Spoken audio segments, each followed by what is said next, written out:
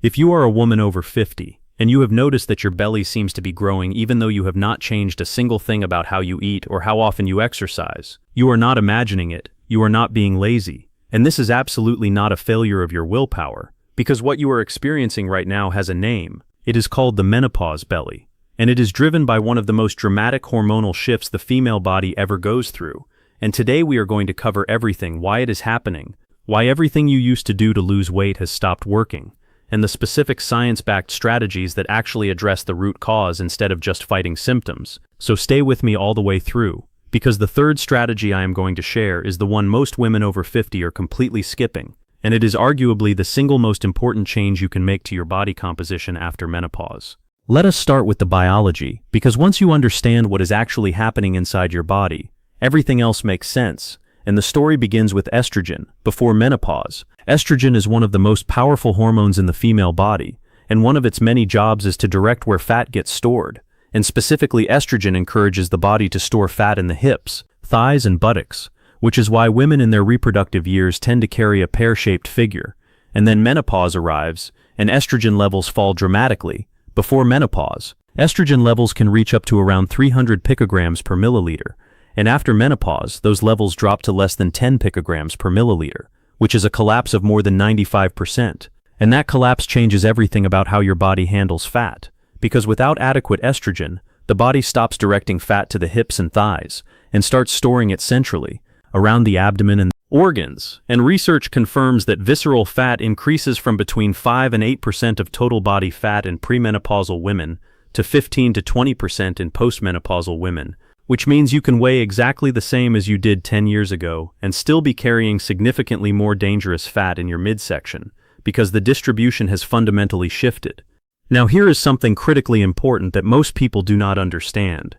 There are actually two completely different types of belly fat, and they behave very differently and they require different approaches. And the first type is called subcutaneous fat, which is the soft pinchable fat that sits just under the skin, what many women call the muffin top. And while it can be frustrating cosmetically, it is far less dangerous from a health standpoint. But the second type is called visceral fat, and this is the one that deserves your full attention, because visceral fat sits deep inside the abdominal cavity and wraps around your internal organs, including the liver, pancreas, stomach, and intestines. And this fat is not passive like subcutaneous fat. It is metabolically active, meaning it actually produces inflammatory chemicals and hormones that circulate through your bloodstream. And visceral fat is directly linked to increased risk of cardiovascular disease, type 2 diabetes, insulin resistance, and certain cancers. And understanding this distinction matters because the goal after menopause is not just to look different in the mirror, it is to reduce this specific type of deep inflammatory fat that is quietly driving long-term health risk. So why does estrogen decline cause this visceral fat accumulation specifically? And the answer involves a hormonal cascade that hits from multiple directions at once.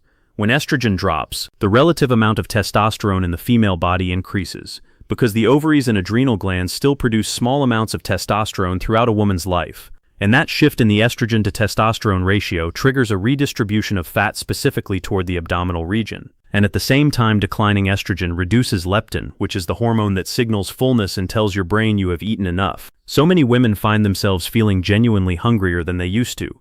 And this is not a psychological problem, it is a hormonal one. And when sleep is disrupted by night sweats and hot flashes, which are extremely common during this transition, levels of Ghrelin, which is the hunger hormone, rise even further, creating a situation where you are biologically hungrier, less satisfied after meals, storing more fat centrally, and burning fewer calories at rest all at the same time.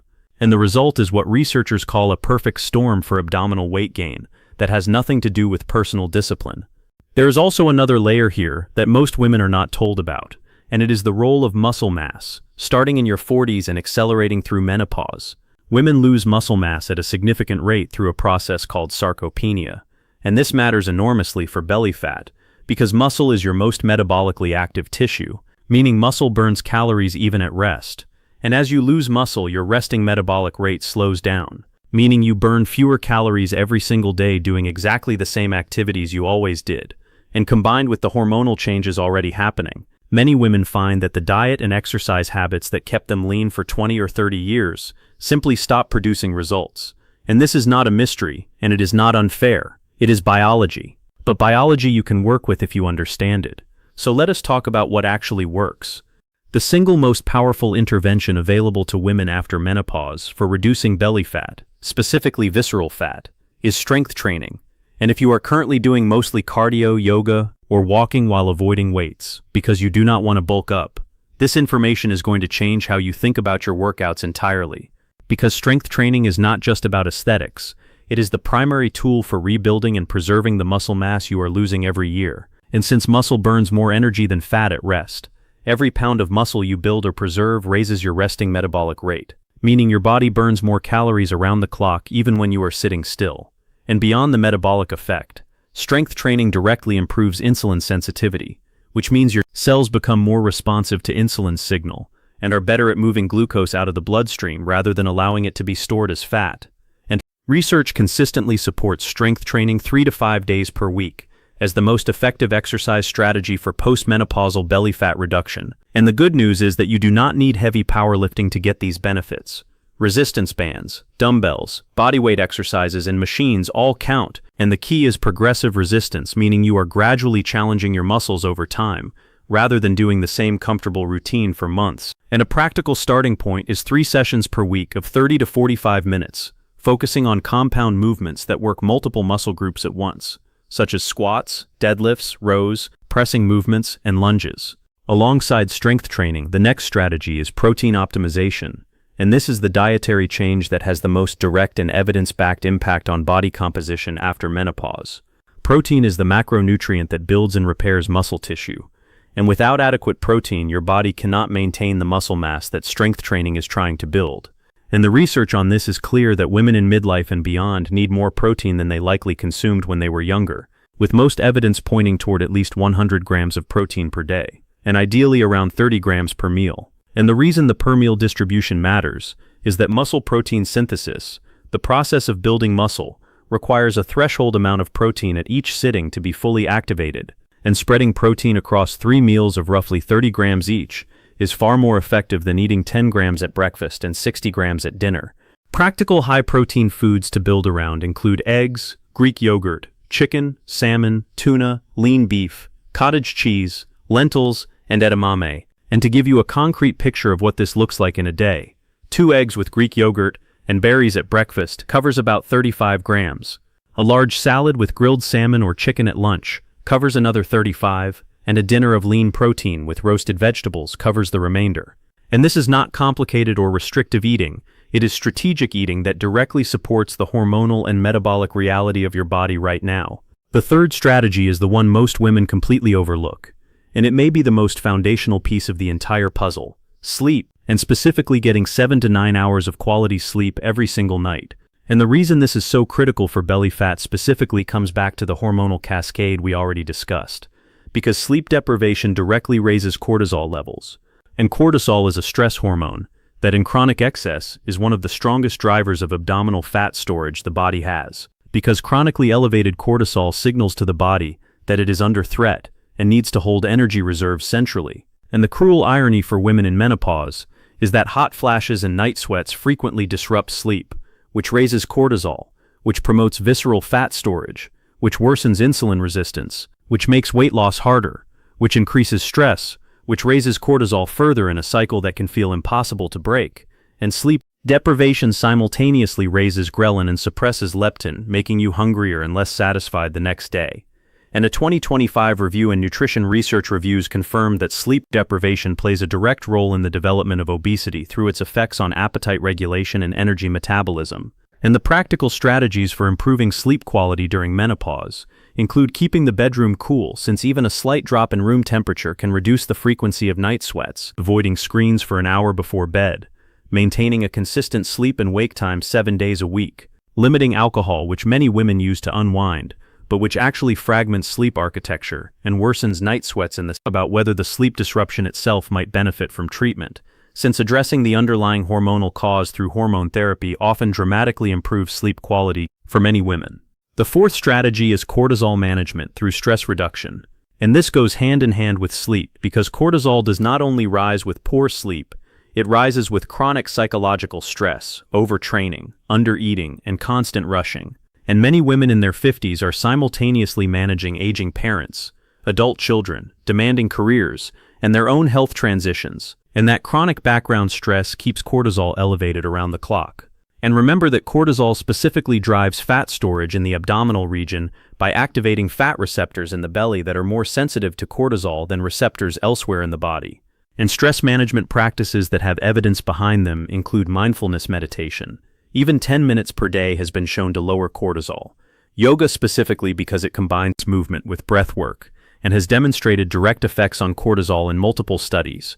Walking in nature, simply building more genuine recovery and rest into weekly routines. And one critical point here is that very intense exercise, like extended high-intensity interval training or long daily cardio sessions, can actually worsen the situation for women managing high cortisol, because intense exercise is itself a cortisol-producing stressor. And if your cortisol is already elevated from poor sleep and chronic stress, adding an hour of intense cardio on top of it can paradoxically increase belly fat storage rather than reduce it, which is why the combination of moderate intensity strength training, walking, and stress management often outperforms extreme exercise programs for women in this phase of life. The fifth strategy is dietary, and specifically reducing refined carbohydrates, added sugars, and ultra-processed foods while building meals around a Mediterranean-style eating pattern. And the reason refined carbohydrates are particularly problematic after menopause is that insulin sensitivity naturally declines with the hormonal changes we have been discussing, meaning the body is less efficient at clearing glucose from the bloodstream, and eating high glycemic foods like white bread, white rice, pastries, sugary drinks, and packaged snacks causes blood sugar to spike, which causes insulin to spike, and chronically elevated insulin is one of the most powerful signals the body has to store fat, especially around the abdomen. And the Mediterranean dietary pattern, which emphasizes vegetables, legumes, whole grains, fatty fish, olive oil, nuts, and fruits, addresses this directly by providing high fiber and healthy fats that slow glucose absorption and keep blood sugar far more stable. And fiber specifically deserves mention here, because most women are eating far below the recommended 25 grams per day. And fiber does several things simultaneously that help with menopause belly. It slows digestion and glucose absorption. It feeds beneficial gut bacteria, whose metabolic activity supports hormonal balance. It increases feelings of fullness, which naturally reduces overall calorie intake without requiring restriction. And high-fiber foods including leafy greens, beans, lentils, chia seeds, flax seeds, avocado, and berries should be appearing at every single meal if possible. And limiting added sugar to no more than 25 grams per day is a specific and actionable target that makes a meaningful difference in both blood sugar regulation and visceral fat accumulation over time. The sixth strategy is daily low-intensity movement beyond your structured workouts, and specifically walking.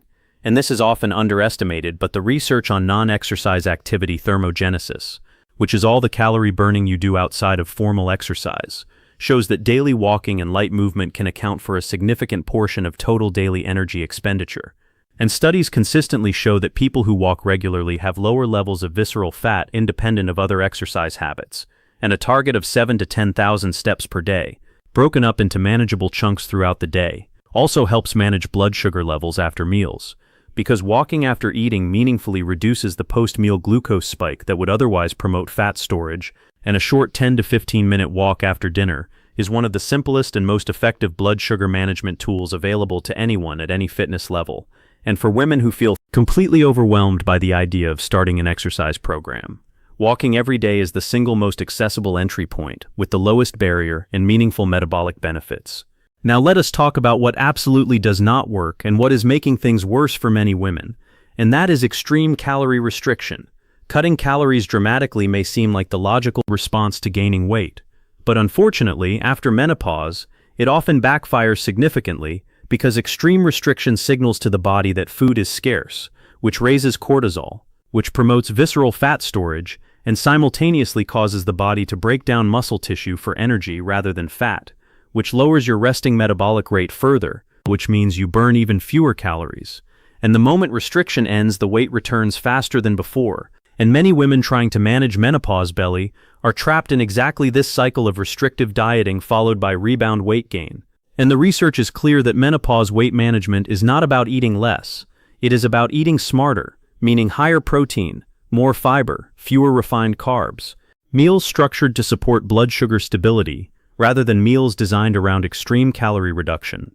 There is also a conversation worth having with your own doctor about hormone replacement therapy, because while it is not prescribed for weight loss, there is genuine evidence that it can influence body composition during the menopause transition.